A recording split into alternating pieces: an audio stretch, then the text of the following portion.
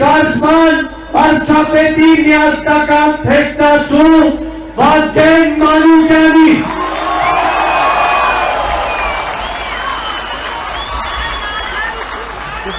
Կուզեք դնեմ պարոն Մանուկյան, դնեմ թե Սիրելի այդնակիցներ, շատ հատկանշական է, որ մենք այսօր հավաքված ենք այն հրապարակում, որտեղ 88 թվին է ժողովուրդը միասնությամբ, ոգևորությամբ, մեծ հավատքով հավաքվեց եւ երգվեց, որ կկառուցի անկախ, ազատ, արդար պետություն, ձեռը կմեկնի մեր Արցախի եղբայրների եւ քույրերին, խոստանալով նրանց անվտանգությունը եւ խոստանալով վերամիավորում Հայաստանի հետ։ Եվ այդ խնդիրներից մի զգալի մասը կատարվեց։ Մենք կառուցեցինք անկախ պետությունի բոլոր թերություններով, բայց մենք այդ պետությունը կառուցեցինք։ Մենք հաղթեցինք պատերազմում։ Հայաստանի եւ Արցախի բանակը համարվում էին ամենահզոր այս տարածաշրջանում։ Մենք Սփյուռքի հետ միասին համագործակցելով անընդհատ ավելացնում ենք մեր ազդեցությունը միջազգային ասպարեզում։ Հիմա մենք հավաքվել ենք նույն հրապարակում 30 տարի անց, վիրավորված արժանապատվությամբ, հսկայական մարդկային տարածքային կորուստներով եւ այն ամեն ինչը, ինչ որ մենք արել ենք Արցախի հարցի համար, գրեթե կորած, բայց վտանգված է նաև Հայաստանը։ Նույնիսկ Հայաստանի գոյությունն է հիմա վտանգի առջև, երբ որ ադրբեջանցիներն են որոշում Հայաստանի սահմանը մտնելով Հայաստան։ Եվ չէ ոչ մի դիմադրություն չստանալով մեր պետական մարմիններից։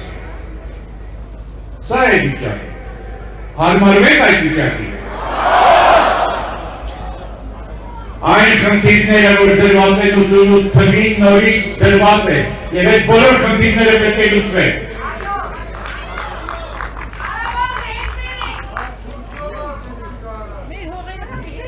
Կա այսպիսի խոսք, որ եթե դու խնդիր ես լուծում եւ անհաջողության ես հասնում, ոչ թե խնդիրը փոխի, այլ փոխի քո մեթոդները։ Խնդիրը դրված է, այդ խնդիրը պետք է լուծել, բայց այնուամենայնիվ ո՞նց մենք ունենք այս վիճակի մեջ։ Ո՞նց հավատացինք այդ քաղցր խոսքերին։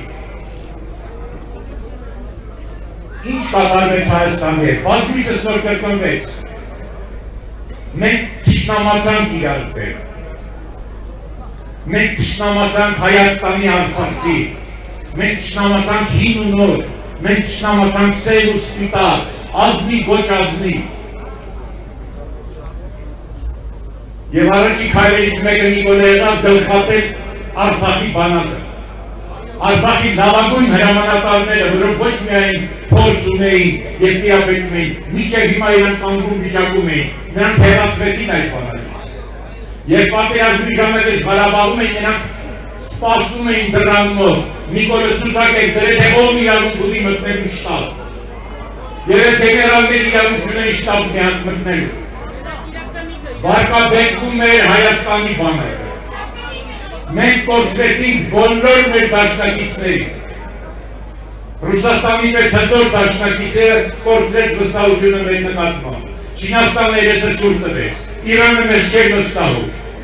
Եվ դες միայնակ գնացինք առաջ։ Իսկ Նիկոլ Փաշինյանի իրարամերժ, հակասական և գրգռիչ հայտարարությունները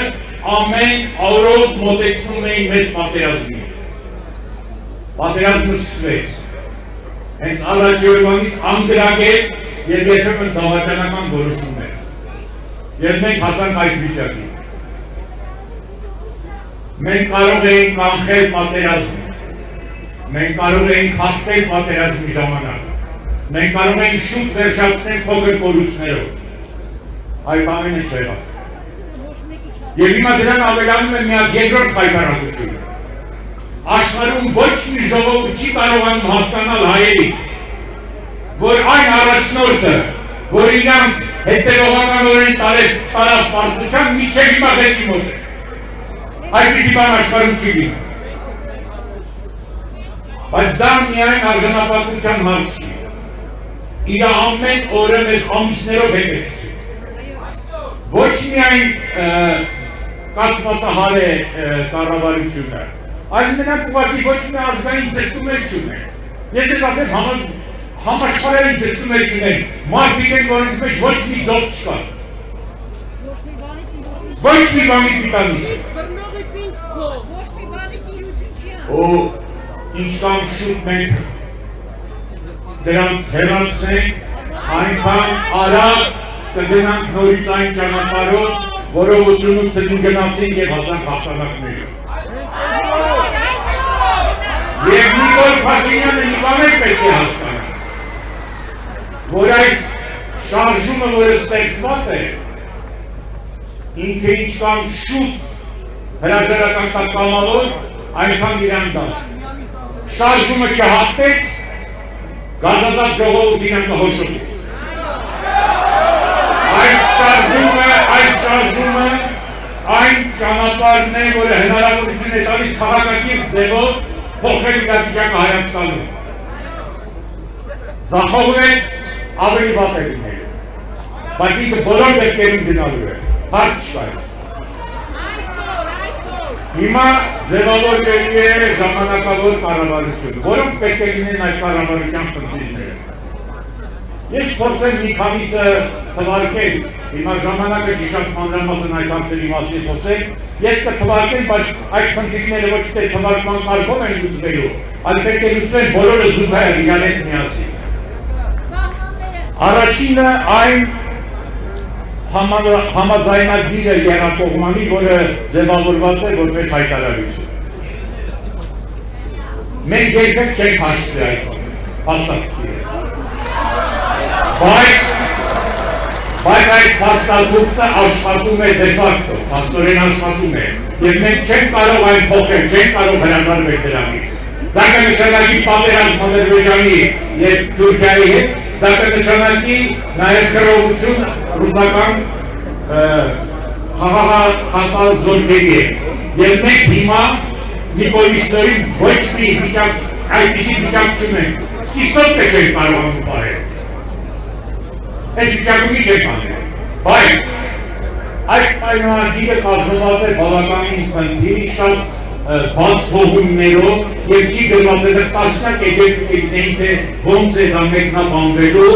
այդ կառավարությունը, այդ նոր կառավարությունը պետք է կարողանա բանակցությունների միջոցով ամեն մի անորոշությունը դարձնի յոգում Հայաստանի։ Երկրորդ կարևոր հարցը, դա այն հարցն է, որը մեր ամբողջ, դա անվտանգության հարց։ Մեզ պետք է նորից վերականգնել մեր բանակը, վերականգնել մեր մարտունակությունը, դարձնել ժամանակակից բանակ։ Անվտանգության հարցի մեջ մտնում է նաև մեր հատուկ հարաբերությունները Ռուսաստանի հետ, մեր բնական հարաբերություններից բացի այս տարածքում, եթե դու Ռուսաստանի հետ չես կապված, ուրեմն մնում է Թուրքիա։ Ռուսաստանի հետ մենք ունենք բազմաթիվ ընդհանուր շահեր, Թուրքիայի հետ չունենք ոչ մի ընդհանուր շահ։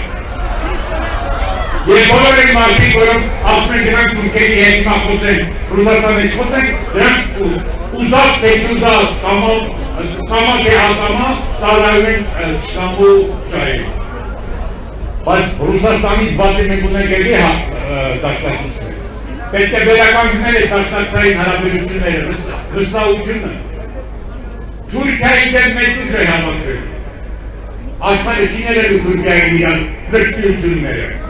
Եթե ստեղծվում է դաշինք Թուրքիայի դեմ, մենք այդ դաշինքի մեջ ենք։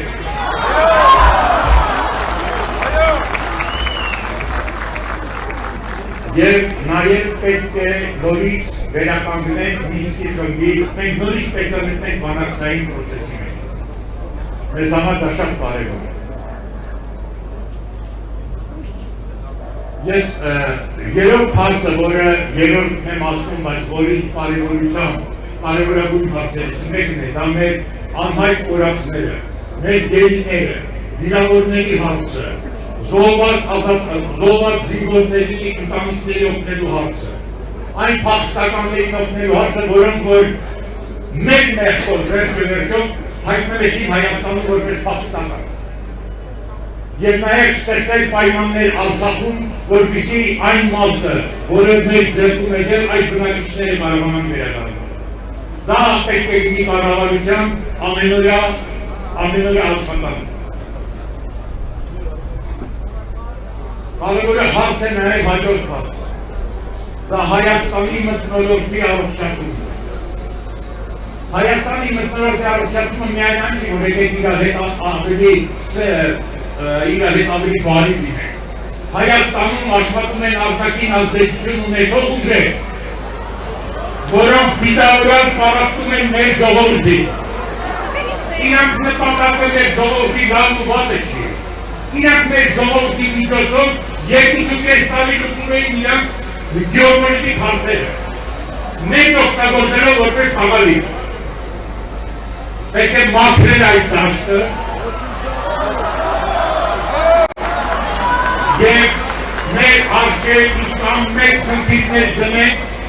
այնքան ավելի միասնական կլինենք։ Չփոքրացրեք խնդիրները, այն մեծ խնդիրները, որ դրած էին մեր առջև, մենք պետք է լուծենք։ Ամեն մի պարտությունից սկսում է հաջորդ հաղթանակը։ Մենք կարճ ժամանակում պետք է ծնգից նորից ոտքի կանգնենք, նորից ինքնավստահություն ձեռք բերենք, հավատանք մեր ուժերին, գնանք առաջ։ Պարտությունից հետո առջև պետք է ունենանք հաղթանակներ և նորից մտնենք հաղթանակած ժողովուրդների շարքը։ Ոչնդոտներ շարքան բաց հիմա գլխավոր կոնդետոտներից մեկը, որը թույլ չի տալիս մեր որդին առաջ գնալ, դա Նիկոլ Փաշինյանն է։ Պետք է հեռանա, թող հեռանա կամալով, թե չէ կհեռանա զորով։ Հաղթանակ։ Եկ առանց Նիկոլ Հայաստան։